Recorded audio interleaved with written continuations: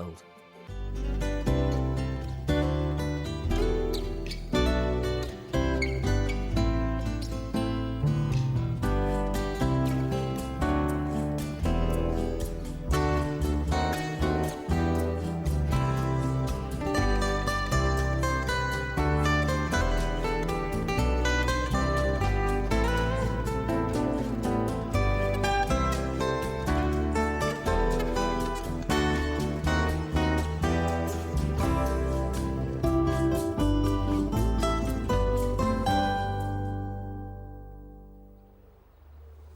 This is what summer gardening is all about, just lazing about, enjoying the weather. Certainly is, yeah. I've got a feeling we're going to have to do something today, though. Really, well, Alan's still away, so we've sort of hijacked the programme. We certainly have, yeah. Here in Kings Heath Park, there's 3 gardens that were done 4 years ago. This one was done by John Brooks, and there's one by Dan Pearson. And Bonita Bulaitis is coming up today, and we're going to deal with her one today. When's she coming? Well, actually, I've already seen her. You've seen her? We're sitting here? Yeah, she's waiting for us. Oh, come on, let's go and give her a hand. Well, I had a good night's kip. I'm up for a bit of work today. Bonita Bulaitis initially trained as a graphic artist before retraining as a garden designer. Her garden philosophy is inspired by her love of nature. She's fascinated by the play of light and shade, and she describes her gardens as having a protective element about them. This is a garden that changes dramatically from season to season. In 1998, along with Dan Pearson and John Brooks, Bonita was invited to create a garden here at Kings Heath Park in Birmingham. Morning. Hi, Bonita. Good morning. It's about, what, 4 years since the garden went in? Yes. Has it changed a lot? Well, it's grown tremendously, and some things have seeded themselves around quite prolifically in some instances. So I think it's time to thin out a bit, maybe introduce some new plants as well. Do you often get an opportunity to go back to a garden that you've created? Well, sometimes, but it's particularly nice to come back to this one because it was quite close to my heart.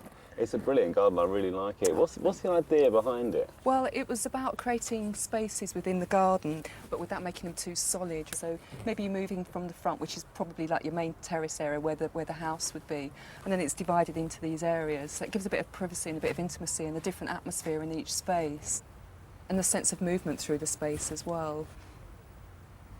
That euphorbia is looking much better, isn't it? You've got good, strong growth at the base. Yeah, it's looking really healthy now. Of course, you've got to wear gloves to cut these back because the sap can irritate your skin, but it allows all the new growth to come through and it will shape up again, which will be nice. So would you like us to give you a hand? Oh, I'd love you to help me with the Amelanchier. I thought we might need the loppers. No, I think we certainly will. So what is it you'd like to try and achieve here? Well, originally, the whole idea of putting the Amelanchier here was that it was quite open. You had this light and shade effect on the walls. So I'd like to get that back again. And also, I'd like to see a bit more of the multi-stems at the base, so I think we need to do a bit of crown lifting. OK, so we're going to sort of start at the base and take it upwards. So I'm just cutting back, just taking some of these smaller stems back to the main stem, right back cleanly. This is snowy Mespelis, isn't it? It is. It is. So it's got the lovely white flowers in the spring. And then obviously it's got the blackberries, it's got red berries which turn black, which the blackbirds absolutely adore. And then the tree goes beautiful fiery red in the autumn, of course. Should be any time now, which Absolutely. is lovely, isn't it? Well, that looks much better. It's got real form and structure, and it's creating beautiful shadows on that wall, a bit like paint on a canvas. And that artistic approach is something that Ivan Hicks is using in his new border. Would you believe that 18 months ago this was a bare canvas, and just take a look at it now? Creating a perennial border does take patience and planning. Last time I had loads of fun devising my colour scheme, just like an artist creating a painting, and applied the first helpings of watercolours in the form of annuals. They were sown in May 2000. My next helping is the perennials, what I'm calling my oils. And because I'm on a budget here, I'm going to have to use a bit of basic propagation to help fill my border. All you need to know is a few basic techniques and have a few tools to hand. And a bit of patience, because these take a little longer to get established. I'm going to be taking soft tip cuttings of Santolina, which you do in early summer. Now, to take cuttings from a plant like this, you can use secateurs, scissors, you can even use your fingers. There's no science involved at all. I take out the growing tip, I remove 2/3 of the foliage, and there we are. We'll take a couple more.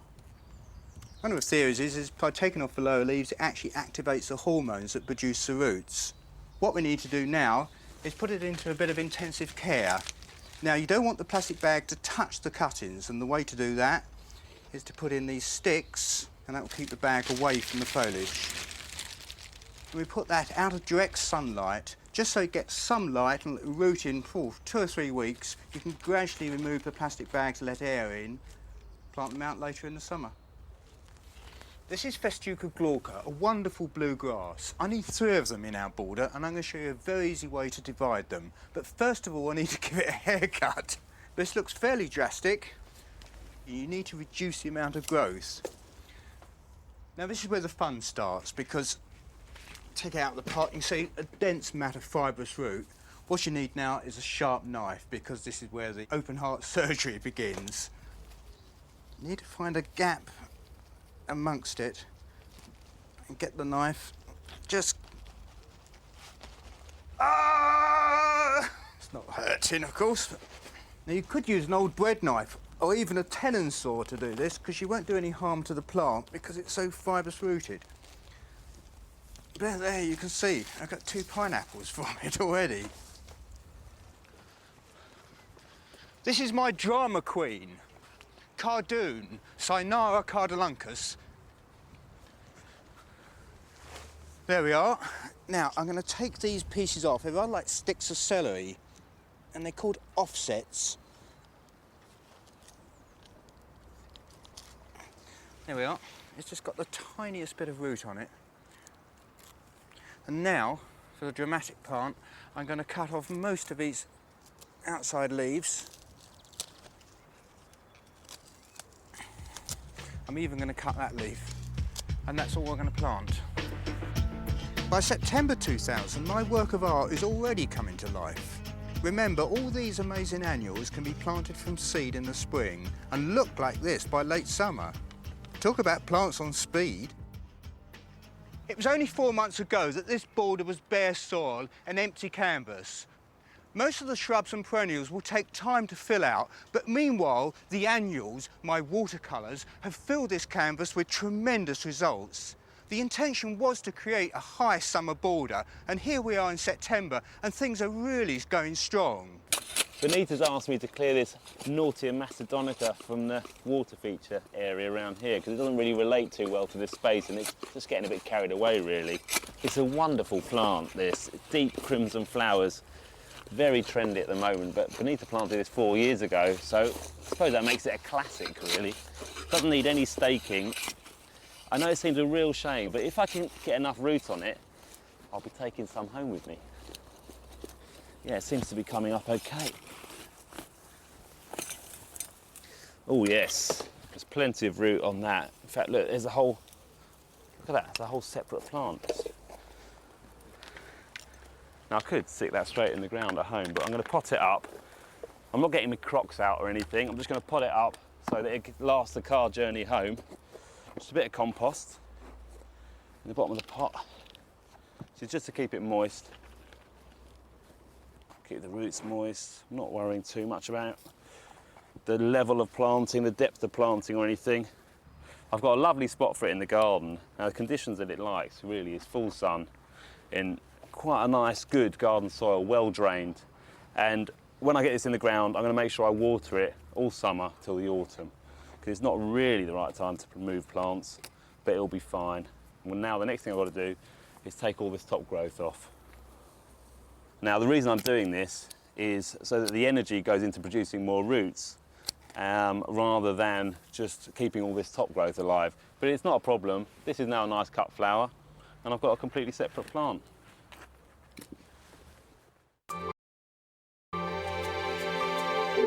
The reason I like this garden so much is that the strong, hard landscaping is brilliantly softened by the planting. Bonita's got a really good knowledge of plants and how they like to grow and where they grow best. And she's really put it to full effect here. The way the planting meanders through the garden is really nice. It leads your eye through, and it's also naturalised by all the plants that are self-seeded. Her original concept and inspiration came from the coastal landscape, and it's on the coast that Chris Beardshaw met a gardener who really likes to take some risks with her plants. One of the great things about gardening is that the plants that we grow don't always conform to or respect academic reason. There can be no better example of that than here, just south of Eastbourne, That is the English Channel in summer, and this little fellow is a garden fuchsia, and you'd be forgiven for thinking that the two are not natural bedfellows. However, you'd be wrong.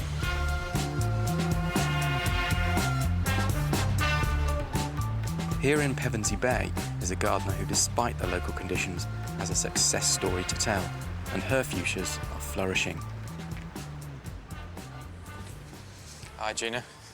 Hello, Chris. You've got something of a reputation around here, haven't you? Really? As the fuchsia lady. Oh, I don't know about that.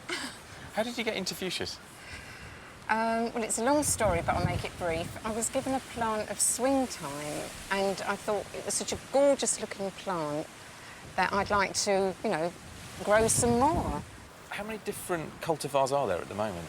To date, there's 15,000, Chris. 15,000 cultivars. Yes. And the remarkable thing is that all of those originate from just a few species, don't they?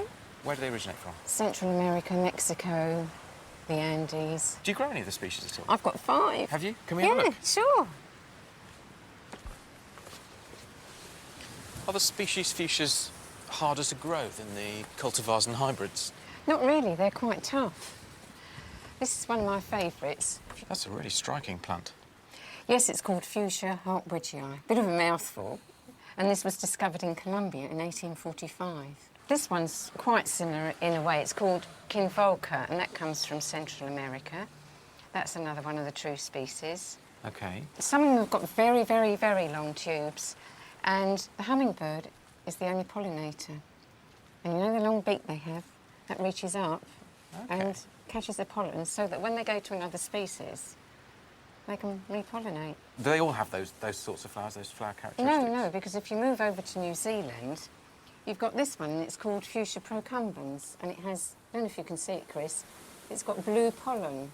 That is remarkable, because I would never have guessed that that is a fuchsia. I mean, the habit is wrong, the leaf is wrong, and the flower, I mean, that's just an exquisite little flower, but it's not a fuchsia. The Maoris use the blue pollen for the old paint, you know, eye makeup. Wow. It spreads, Great it grows history. in the sandy shore. This is a variegated form. You can see the blue pollen clearer here.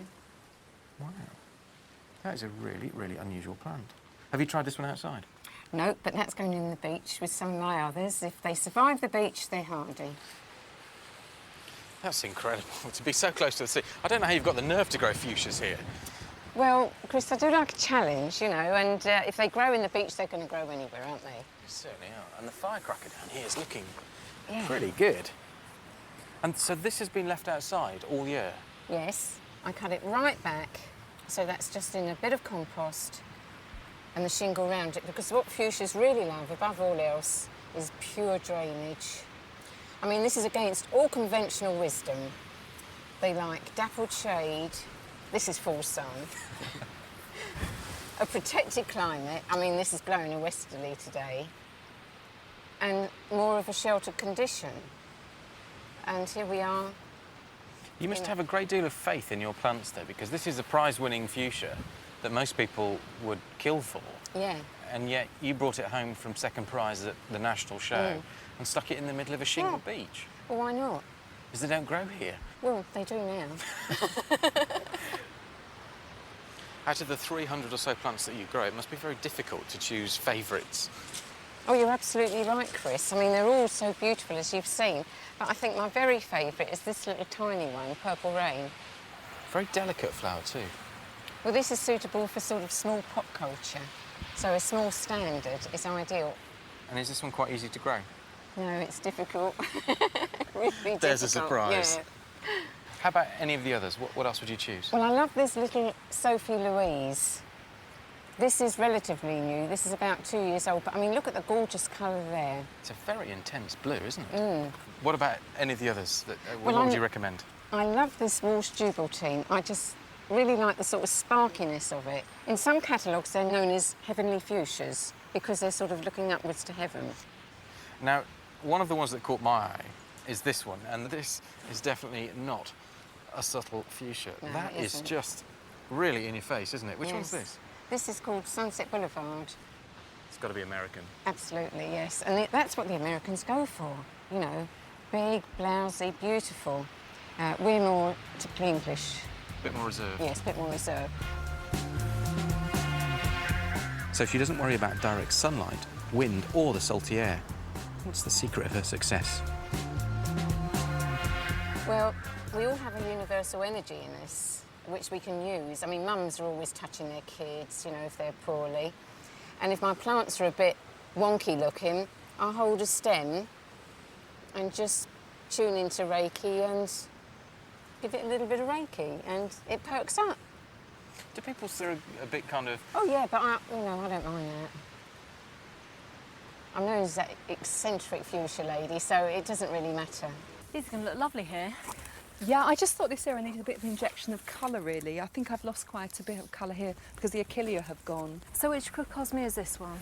This is Crocosmia paniculata. It throws its flowering stems about 1 metre above the leaves, so it's quite dramatic, and I think it works really well with the Calamagrostis. So it's a good one for the back of the border as well. Very good. Is this how you want them through here, Bonita? Yeah, that looks good. Yeah? Yeah, it's creating this nice line through. Yeah. OK, I'll put this one in. See, I know how these designers think, you know. What she's doing is she's planting in blocks diagonally that lead the eye through the whole garden. It works really well. It's a really good technique.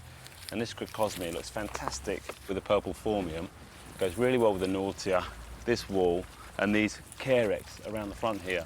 Rounds it off nicely. You're not quite finished yet, Joe. All right, boss. Well, what's next? Just these three over here, final ones. Oh, yeah, the Heuchera Palace Purple. That's a great plant, isn't it? Yeah, it's going to look really good here. Makes a good ground cover. Yeah. It's great with things flopping over it. Yeah, lovely filler plant. Perfect for that spot. Absolutely. It can tolerate semi-shade, can't it? Yeah, as long as there's enough light to keep it purple, but Yeah. it's great because it's a semi-evergreen, of course, so you've got something above ground all year round. Yeah, it's a brilliant little filler plant, that as well. But I really like the garden as a whole. The colours that you use are really good. But as well as you being a bit of a ninja with colour, there's another one, and that's Christopher Lloyd.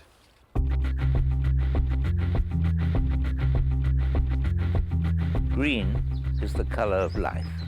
No green, no life. It is the most important colour in the garden because it is the one we cannot avoid, whether we want to or not.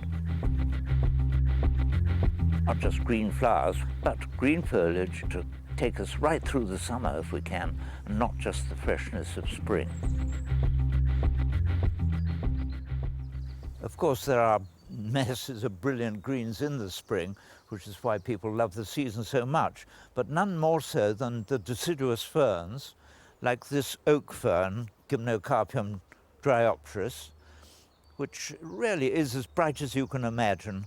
But there are other ferns in the garden which I enjoy just as much now as the oak fern, like the hardy maidenhair fern, Adiantum pedatum, and then lots of hart's tongue ferns which are in complete contrast with their plain leaves, and they sow themselves in many places at Dixter.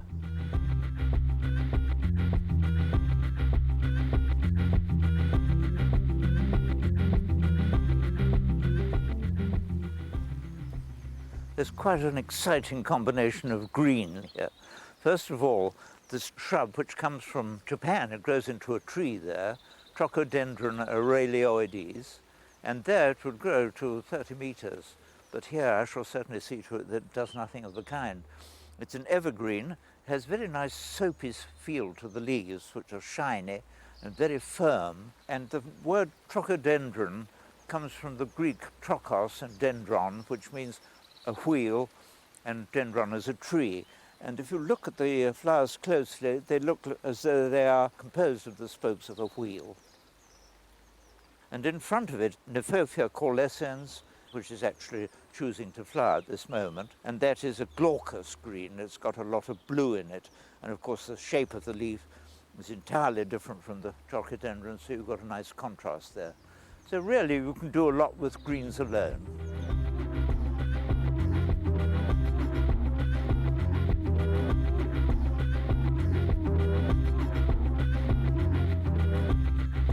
I think parsley is underrated as an ornamental for border use. And when you get a really good moss-curled one like Bravoure, you could hardly wish for a richer green in the late summer border. And here I've contrasted it with a double marigold called Tangerine Safari. So you've got a very bold contrast between the orange of the one and the rich green of the other. Orange is probably the most exciting colour of all when you think of the orange embers in a glowing from a fire. In the garden, people are probably more frightened of orange than of any other colour, and yet they expect an orange when they eat it to be that colour, and it has to be dyed if it isn't. And I think that orange tomatoes are very much more exciting than yellow ones. Nasturtiums are one flower that I really don't have to explain to anyone. The natural colour is this orange, but of course they have been improved, and we get all sorts of other colours, some of them very beautiful. There's a brown and bright yellow. Combined with the nasturtium, I've got a clematis, which is simply cascading in a little flower fall of purple blossom. It's called Venosa violacea.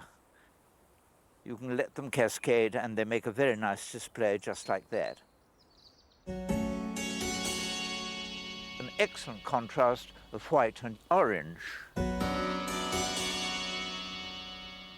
Pampas grass is very popular in many gardens in the autumn, and this is a dwarf form called Cortodera celoena pumila, but it does look terribly self-conscious if you just isolate it in a front lawn, as you so often see it.